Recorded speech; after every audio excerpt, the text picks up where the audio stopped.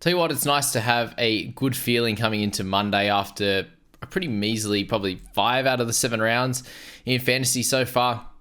A much better week for me. Great week, actually, at 843. More than halving my rank. I was sitting there at over 15,000. 330 last week and 20,000 the week before. So definitely a great bounce back, exactly what I would have wanted. And the trades that I made this week ended up being awesome. Like, they worked out perfectly for me. In this one, I do come into a little bit of trouble in my wing fullback position. Turns out there's a reason Gutho's been scoring really poorly is the fact that his knee is pretty cooked, and apparently they're draining fluid out of it. He's not moving freely at all, and that's a small issue, obviously. I traded Taylor May. He actually is having a court hearing as to why they end up, personal reasons. That was the reason why. So they dropped him for that.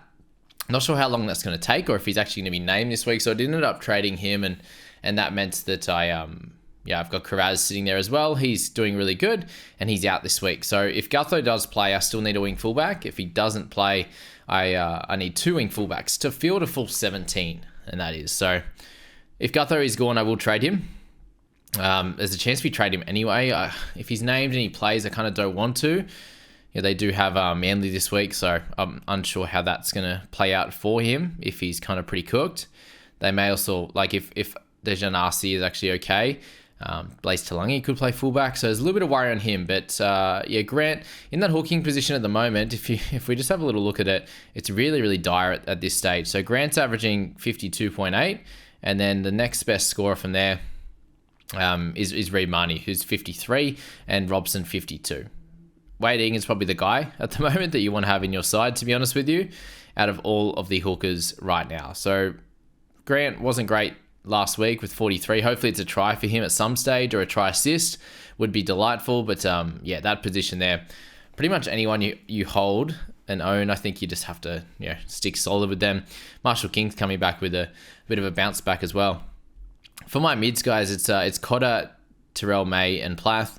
Not one of those guys that I'm worried about at all. For Plath, obviously we'll talk about him being a potential buy this week, but you do need to plan ahead as well. And obviously his price is up a good 40 odd K from last week as well.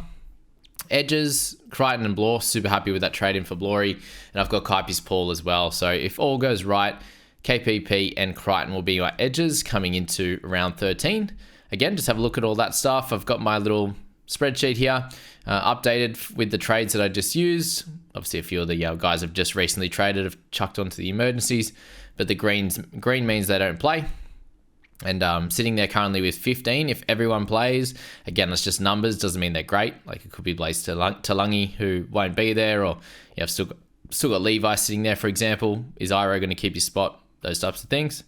Round 14, a little bit tougher. When you need 17 on the park, I've got 15.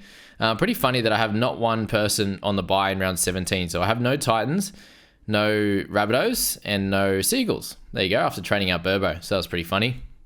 That's a couple of teams there that I can target in, obviously that. So Titans after round 13 could be a decent target for me. Obviously Bunnies as well after 13, and then Seagulls after 13 as well. So they all have the same schedule, 13 and 17 buys. So just something to note when you are looking at your teams as to when they have their buys and when you should be targeting those types of players.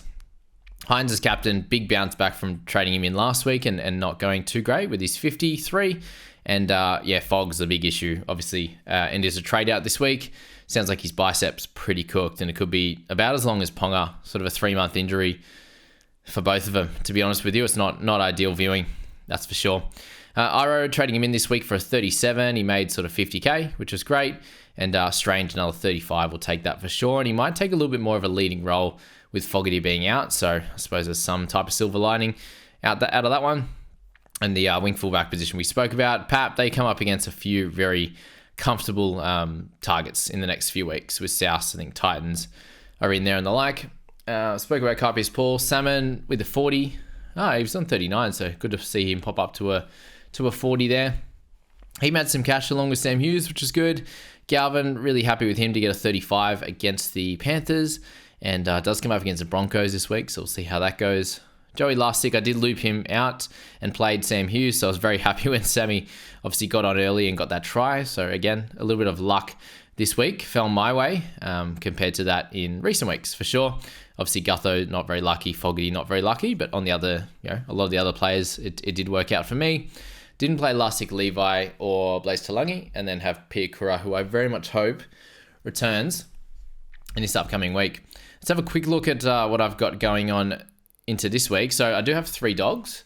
I have Blaise Talangi, I have Pia Kura. So hopefully Pia Kura returns and he's fine. That would be nice.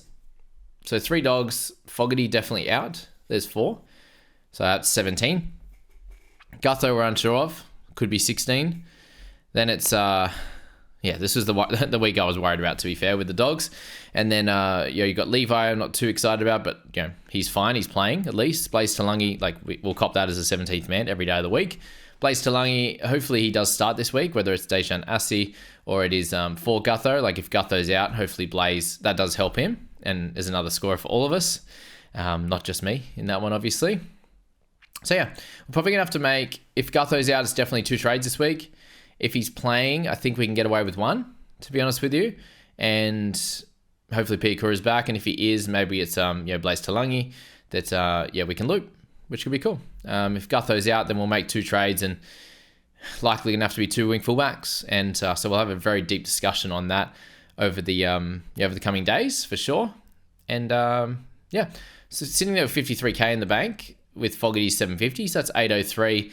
And again, if I'm needing wing fullbacks, the most expensive wing fullback right now is Ponga, and he's out. So Drinkwater will be next to 750. They've already got the injury tag next to Edwards.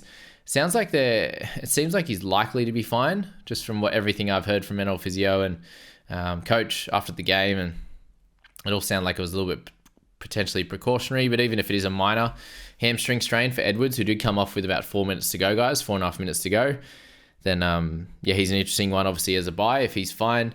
You've got the Manus, Lomax, Turbo, obviously Chance, Ronaldo, and then Walsh has gotten really cheap. You got To'o, probably not Roger. Nick Meaney, I like. Garrick, he's on a bit of a slide at the moment. A very high break even. Do you grab him this week or probably the week after? He could have a 4 in front of his name, which is wild. Definitely some potential options. The Sloans, the Brimsons of the world, a little bit lower. Trey Fuller. There's guys to potentially select, and as I said, we'll deep dive into that over the coming days. But the team, obviously, after trading Fogarty this week, I'll just have Levi and Strange in there as an issue in round 9. If I do get rid of Gutho this week, I would only have 2 Eels as well. So these next few weeks are starting to look a little bit nicer. Lussick, we're obviously not too excited about his score, 28 on the weekend. The 2 weeks before that, he went 40-odd and 52. So we saw this. He would have a couple of average weeks, and then he would have a good one. So if you can loop him on a regular basis, and that is the play. And I saw someone else say, is Terrell May just in the permanent looping slot as well? And after the last 2 weeks, I think that's a terrific option as well. Like to have him there, especially if you got like a 19-man squad and have the ability to maybe double loop, then he would be a guy that if he plays early is a good option, a good way to do it is through that. So the overall score, guys, 5-4-1-3. So my overall rank came into 7,110, a really improved week. 5-4-1-3. Looking at the rankings there, big congrats and a shout out to Zach, who messages me a fair bit. Zach McIntyre for not sure what the team name is there, Protein G, but not sure what that means. But congrats to you, mate. 401 points ahead of me in this side. So it's not absolutely ridiculous. The squad value is pretty high, sort of 300k above myself, and a few others in a very similar position to him, anywhere between 11.7 down up to 12.2 here with Houston and Sam in 8th and 9th position there. So team value's a bit up, scores a fair bit up. So what I say, I'm at 5-4-1-3, 401 behind first. And then if we go down to 100, 5-4-1-3, 5-4-1-3, what you've got there is 5-6-9-8. So 285 points behind the top 100. So that's nothing crazy at all, to be honest with you guys. And if you wanted to look at the top 1,000, it's probably a little bit over 100 points is the difference between where I'm at and the top 1,000 at this point. Maybe like 555, so 5,550 could probably be the way, about 140 points behind. So not crazy at all. And we know what it's going to be like over the bye period and the like, but it's obviously trades is a bit of an issue right now. So we have 31 available for the remainder of the season after triple trading last week and potentially double or triple trading this week. I know a lot of people are doing, if you have lots of dogs and then you have the Ponga issue and Fogarty and the like, that's you're going to have some reasons to be trading, that's for sure. So we'll get into that, obviously, strategy around that in the coming days. Shout out to my girlfriend, Ish, who ended up with 809, so had a really good score as well.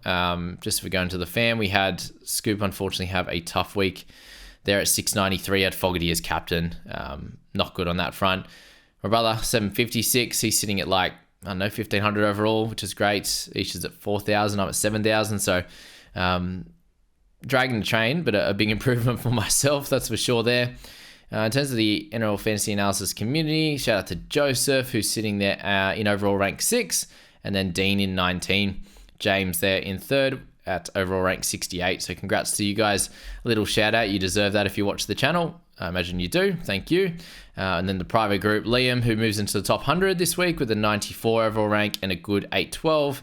And then Mitch, who performed really well in the 150th or something last year, whatever he ended up. He's 300th right now, so having another good season. Into Nicky at 396 in the top 3. Ash fell back a little bit with a 728, captaining Fogs, and still in a great position at 458 with Draco coming in at 5th. So good stuff on that front from those guys. All right, let's quickly go to my head-to-heads. I actually won all of them, which was great. Obviously a big week for me.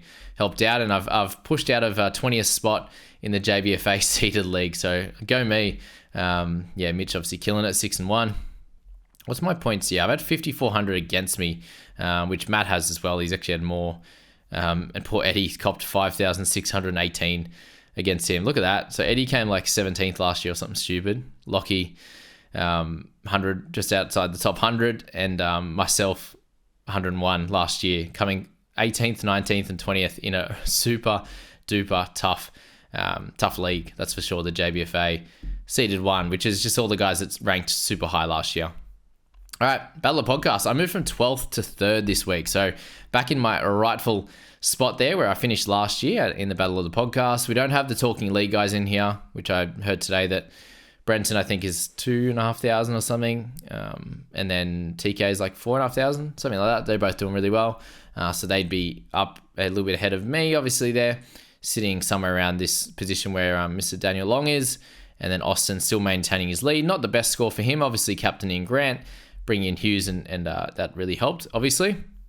But some of these guys had really, really tough weeks. So hopefully they all bounce back.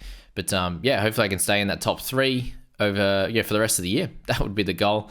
And having Hines and captaining him this week coming up as well is going to hopefully be a good omen against the Raiders there for sure. So a few of the guys that we know from this channel, obviously Mark 742, Captain Kuipers Paul. So a nice finish to the game from him.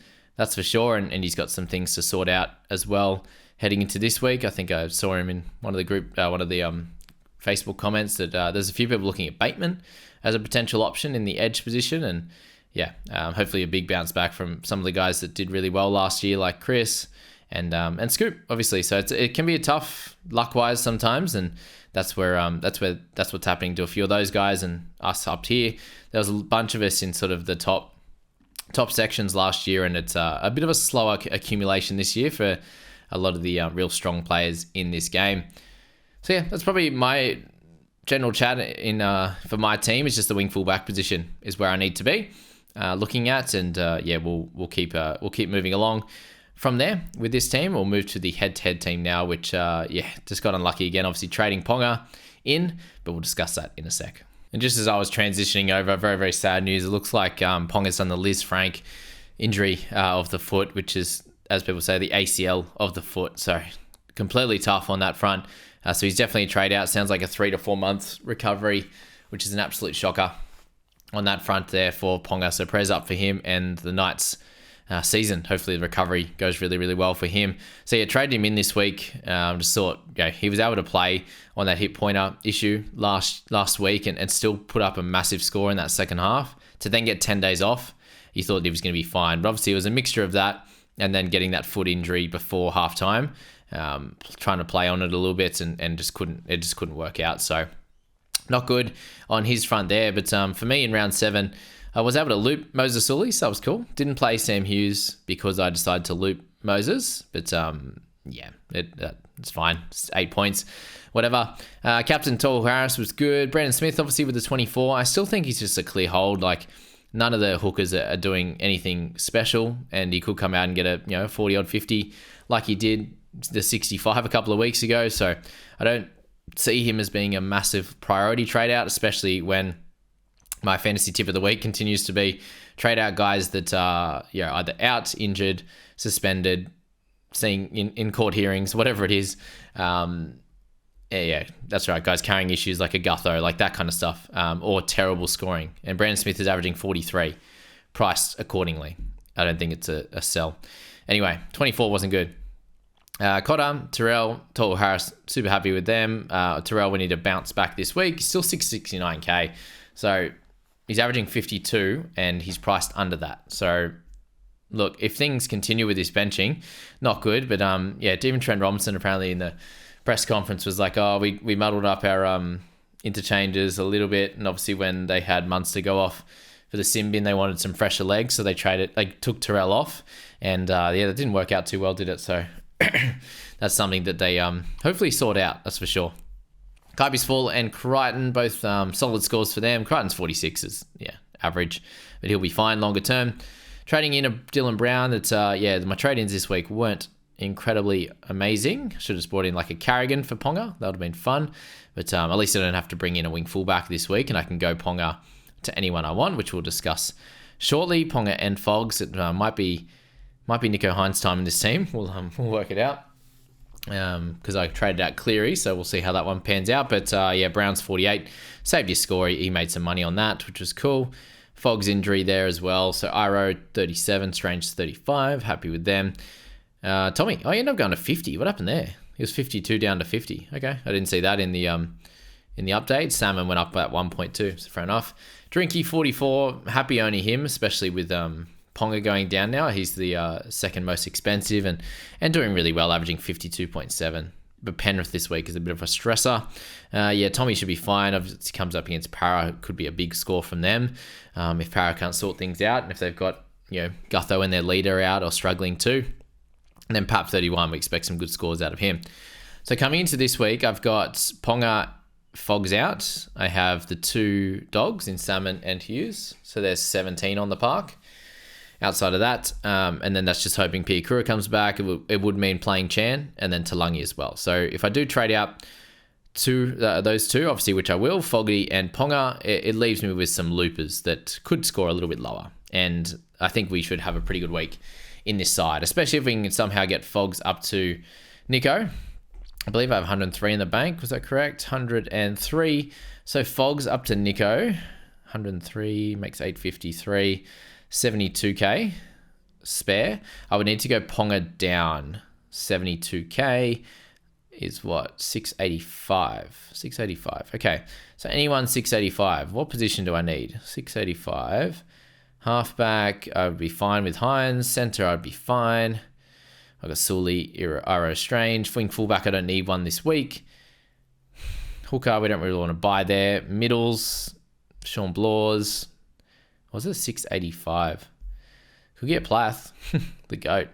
How good is he? That might be a play. Another middle, hey? 685. All right, what do we got? Jackson Ford. How good? Burton's out for the week. Egan, if we need another hooker. Very, very interesting. Where's the Plathman? What do you? Oh, is he 689 in the end? No, he can't be. What am I missing here? Oh, he's 560. No, I'm in the 600s. What am I doing? I can go way lower with Plath. Silly me. Bateman in the edge position could be funky. That's for sure. He's at a low price of 626. Yeah, so there's lots of options. We'll be fine. We'll wait for TLT before we get in and start looking at these trading options for sure. Sorensen's down. Nikara's down. Nikara's at 602. Crazy. Cheaper than Sean Blaw right now. that's wild. Anyway, yeah, easy to make those, to have a look at those type of decisions over the next few days. And again, just if you're looking to ask questions about players, guys, just have a look at, in your own teams and see who's a potential trade out, what players you want in your side, and just see if that can kind of work, and then wait for TLT, see how things go on that front before you jump onto onto YouTube and ask me questions, or in the DMs and the like. That's going to be super helpful. But that'd be my 2 trades. I don't think I'll go 3, but if it clearly works out to get a third in, I don't think I have to this week. I've got enough players available to sort that out and get a good score this week and improve on that overall rank of 16,310. Considering that after a few rounds, we're sitting at 4,400 in round 2 and 3. Out to sort of 15,000, 21,000, back to 13,777 and 16,310. So it is the head-to-head team, but we've had a bit of poor luck and decision-making over the last few weeks. But for looking at our head-to-head comps, we're still sitting in great positions. 5th, 4 seconds there, an 8th, which is cool, 6th, 9th, 5th, and a 1st, which is awesome. And 132nd in the private group. So we're not going great on that front, but we're getting wins in our head-to-heads. And remember, guys, we're going to be clearly holding trades, except for clear cash makers and gun scorers across the mid part of the season, where the overall team will be trading harder. So I'm just continuing to focus on getting wins at the moment, building up my cash reserves, and getting myself in a really good position to collect all of the assets that I need and have a very strong 17, 18, 19 coming into my head-to-head finals, which comes after the bye period, obviously. So keeping those extra 8 trades we get plus sort of 5 or 6 will be really, really ideal. And at the moment, get the team sorted and winning games. So that's the call at the moment here. Hines with the update, he ends up as the highest scorer average-wise for the year at 65.8. We are likely to see a few returns here in Payne Haas and potentially Reynolds and Piakura, which will be good. Team value for this squad is almost at 11.7 mil, which is a little bit nicer than my overall team, which has been the plan. But it shows there that my overall rank doesn't matter as much here as it does in my overall team. Very, very simple at that. So there you go, guys. Let's see results for fantasy heading into the end of round 7. And lockout was done a bit earlier today, which is cool. Lockout lifted, I should say, a bit earlier. I can't wait to get into TLT tomorrow and a little bit into the buy planning stuff, which is going to be super cool. So stay tuned for all that. This week, it's coming into round 8. We need to start thinking of all that now and obviously next week. So I'll do a little bit of a chat about it this week, and then we'll add to it in round 9, 10, and a little bit more each and every week from there. So stay tuned for that tomorrow. The impact of the next 3, we will include some buy planning, that's for sure. And we'll see you in the next video.